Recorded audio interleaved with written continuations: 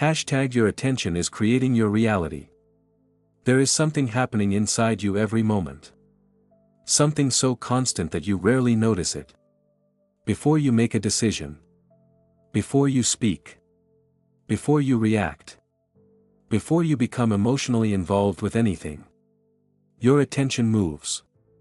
And wherever your attention moves, your energy begins to follow. This may be one of the most important truths you will ever understand. Because your life is not shaped only by what happens to you. It is shaped by what you repeatedly notice. What you repeatedly think about. What you emotionally rehearse. What you allow to occupy the center of your inner world. Two people can pass through the same experience and leave with completely different realities. One sees rejection. The other sees redirection. One sees failure. The other sees information. One sees proof that life is against them. The other sees an invitation to become more conscious.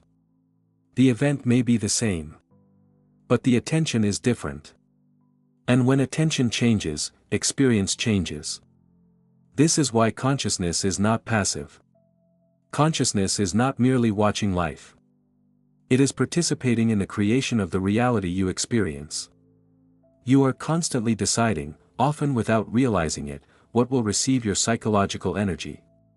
A thought appears. You give it attention. Then the thought grows. An emotion follows. You give that emotion more attention. Then the emotion begins to shape your perception. Soon, you no longer see life as it is.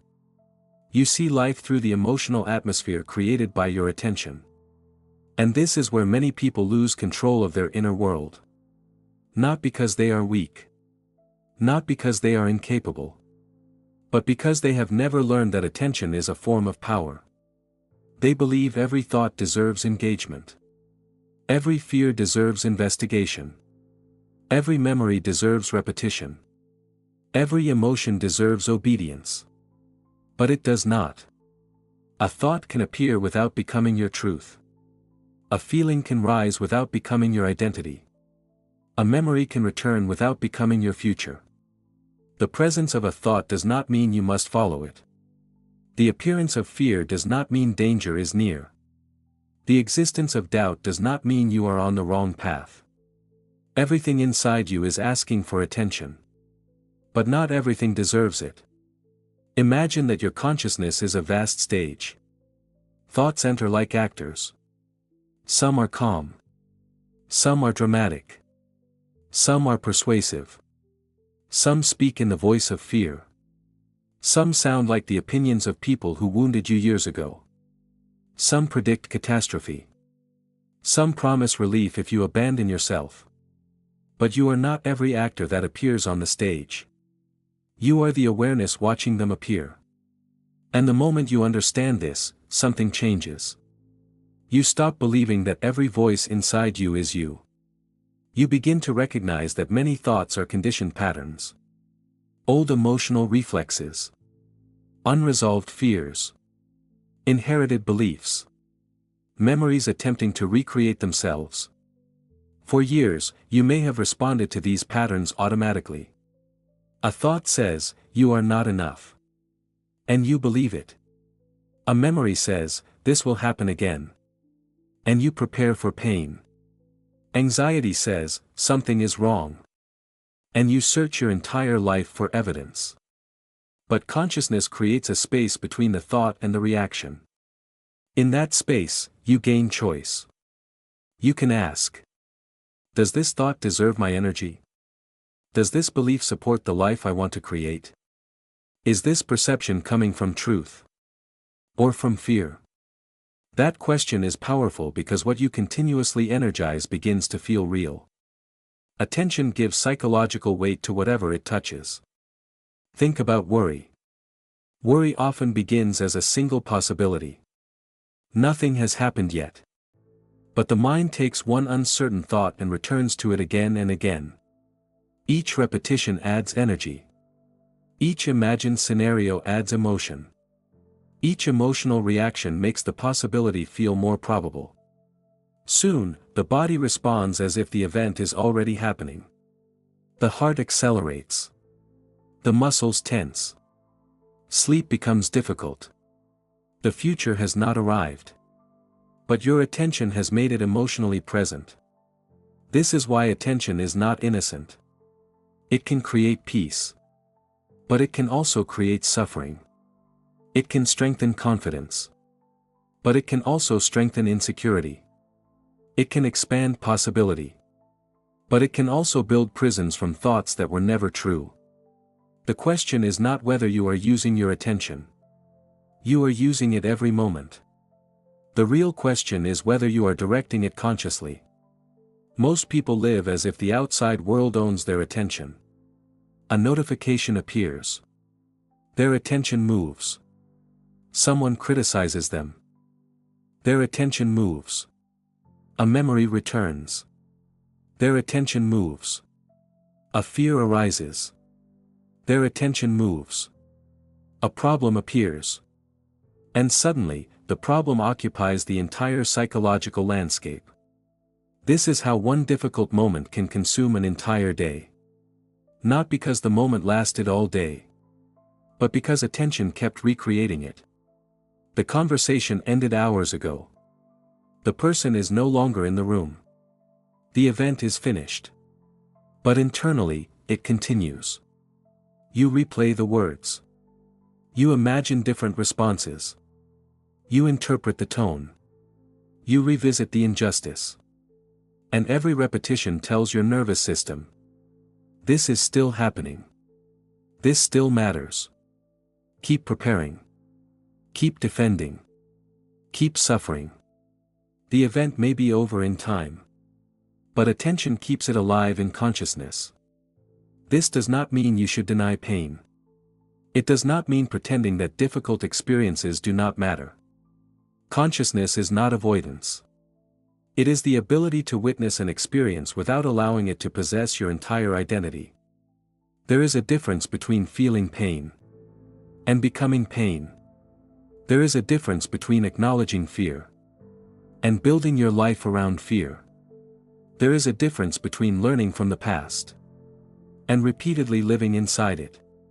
What you resist can control you. But what you observe consciously begins to reveal itself. When you observe your thoughts without immediately reacting, you begin to see their patterns. You notice that the mind repeats familiar stories. You notice that certain fears always appear before growth. You notice that guilt appears when you set boundaries. You notice that self-doubt becomes louder when you move towards something meaningful. You notice that the mind often prefers familiar suffering to unfamiliar freedom. This awareness is the beginning of transformation. Because a pattern cannot operate with the same power once it has been clearly seen. The unconscious survives through invisibility. It influences your choices while pretending to be reality. It says, "This is just who you are. This is how life works. This always happens to you. You have no choice." But when consciousness enters, the pattern is exposed. You begin to see. This is not who I am. This is a thought I have practiced. This is not reality. This is a perception shaped by fear. This is not fate. This is an unconscious repetition. And what has been learned can be unlearned. What has been practiced can be interrupted. What has been repeatedly energized can be deprived of attention. This is why reclaiming your attention is one of the deepest forms of personal freedom. The world constantly competes for it. Media competes for it. Fear competes for it. Other people's expectations compete for it. Your past competes for it. Your insecurities compete for it. Every system that wants to influence your behavior first attempts to influence what you notice. Because once attention is captured, emotion can be directed. Once emotion is directed, behavior often follows. But when you become conscious of your attention, you become less easily controlled. You stop reacting to everything.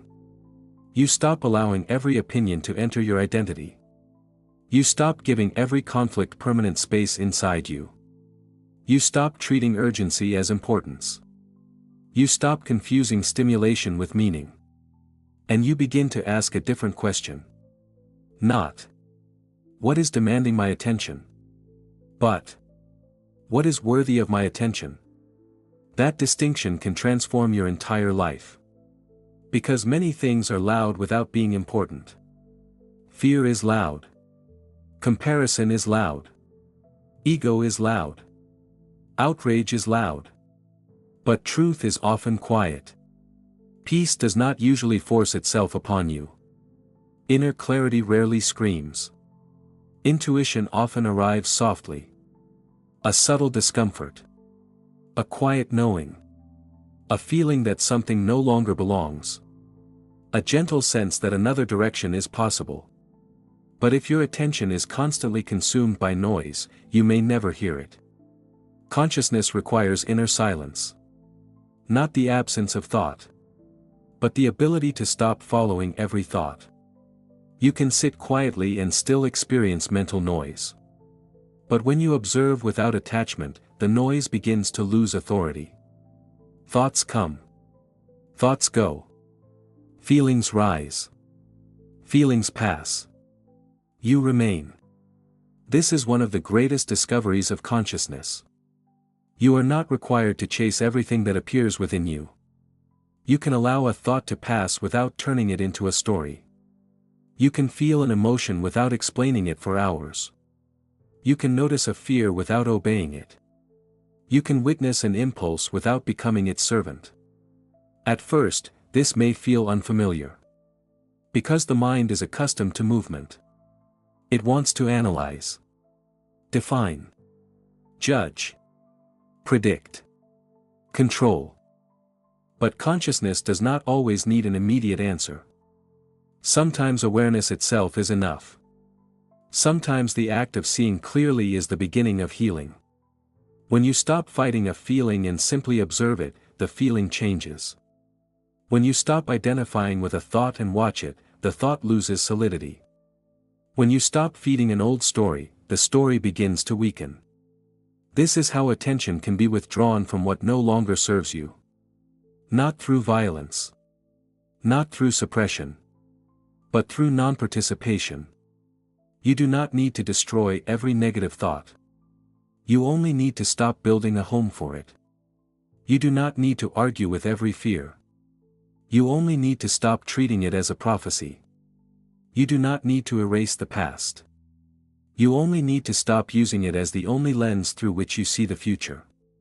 The mind believes repetition creates truth.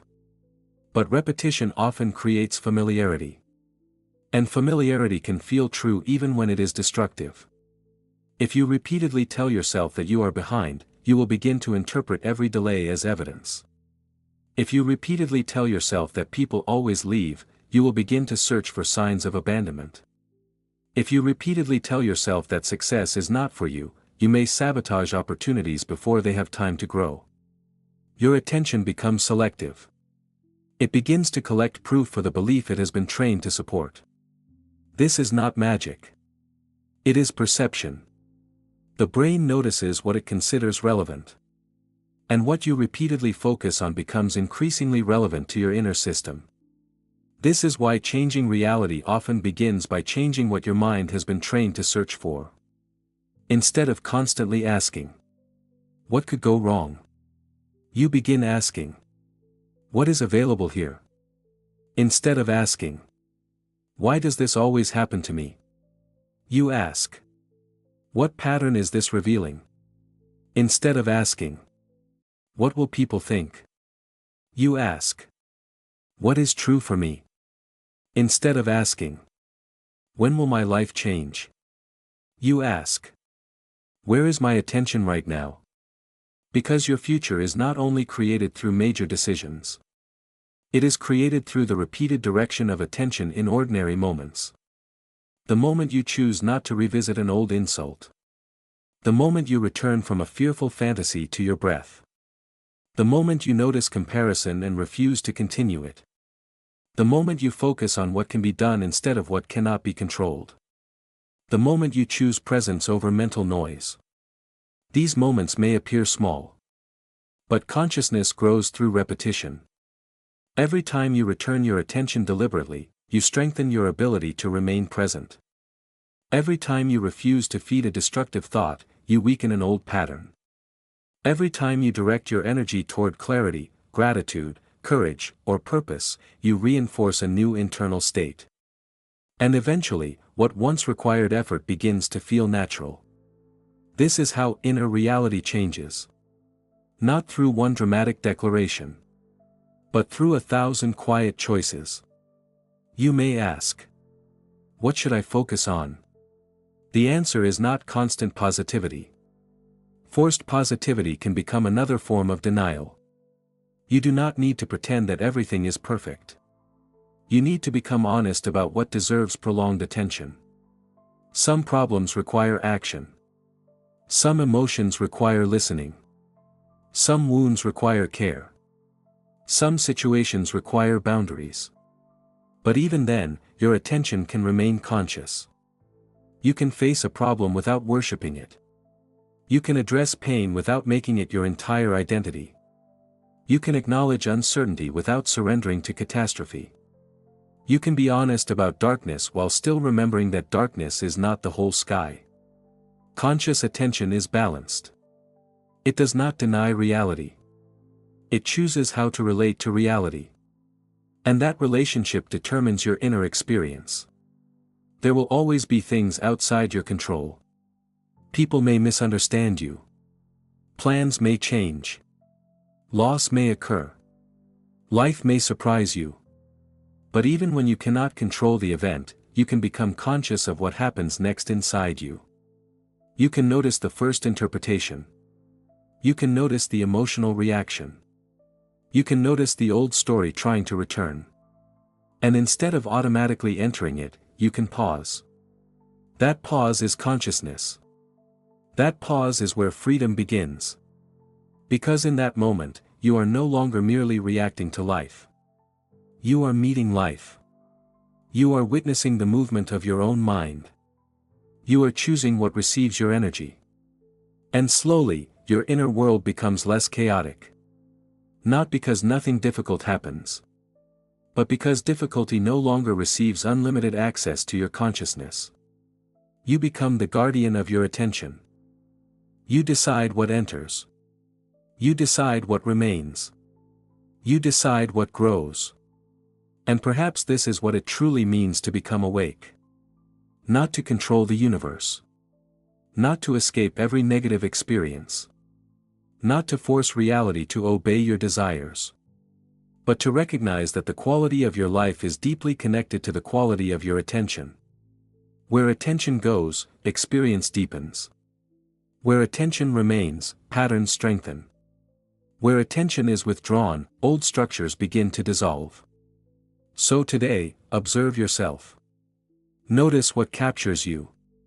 Notice what drains you. Notice what you repeatedly rehearse in silence. Notice what you give emotional power to. Then ask yourself, is this creating the inner life I want to live? You do not need to change everything at once. Begin with one thought. One reaction. One moment of awareness. Bring your attention back. Back to your body. Back to your breath. Back to the present. Back to what is real. Back to what matters.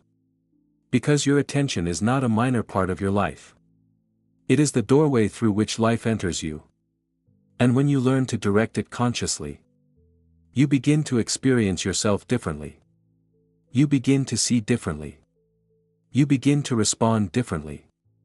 And when your inner relationship with life changes, your reality can no longer remain exactly the same.